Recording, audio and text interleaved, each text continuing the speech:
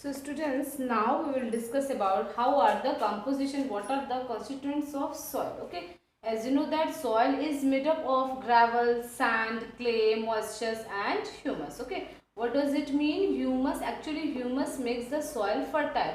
Humus, you can say, it is formed by the dead and decaying part of the plants and animals. Then there is the formation of humus, and it is just you will get the first layer, upper layer of the soil. Okay, now soil also contain air, minerals, microorganisms. Microorganisms, it means bacteria, fungi, these all are, okay, and other living organisms like earthworm and insect. Okay, firstly you would like to see that when you are going to mix some amount of soil into the water, then you will get that there is a separate layer of soil, okay, by which you can get this like a gravel just settle down at the bottom of your glass. Okay, why? Because it is heavier weight. Due to heavier weight, there is a gravel just settle down at the bottom of your glass, and it means in comparison to the gravel, it is smaller in size. Than the sand will flow the upper layer of the gravel, and the clay is much more, finest particle of the sand, so it will flow just upper part of the sand, and just above the clay there is a, you will get the water, and the first layer you will get the humus. Get it my point? So by which you can get this separate layer of soil when you are going to mix some amount of soil into the water, mix it well and rest it for half hours, 1 hour. Okay, then you will get a separate layer of each and every things by which the soil is constituted. Get it my points, student?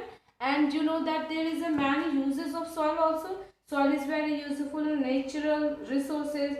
Soil help in storage of water, like underground, boring water we are getting from the underground. And the presence of microorganism in soil makes it fertile. Okay, soil provide the useful minerals.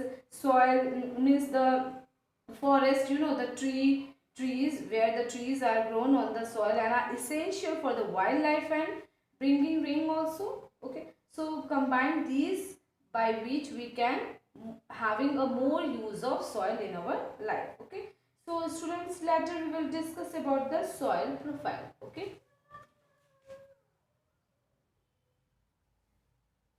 so students, what do you mean by soil profile? Means how the soil is constructed. Okay, so this is the diagram for the soil profile. You will see here there is a 3-layer top soil, the uppermost layer of the top soil. The second layer name is subsoil, and the last one is your bedrock. Okay, there is a three layer of soil. Okay, soil profile.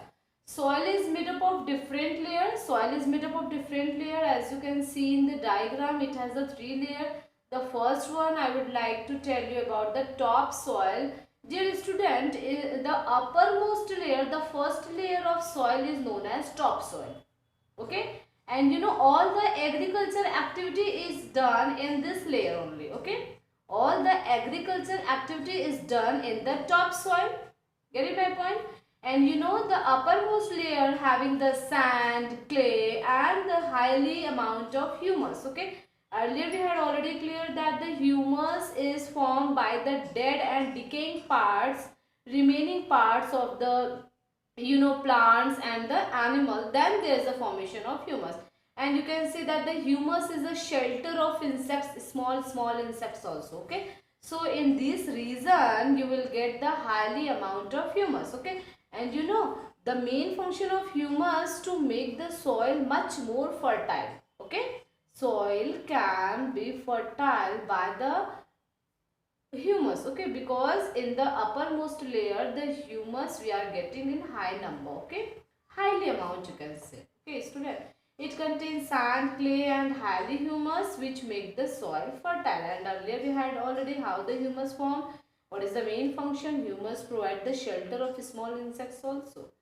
And in this layer plants get essential nutrients. In this layer plants also get the essential important nourishment from this layer.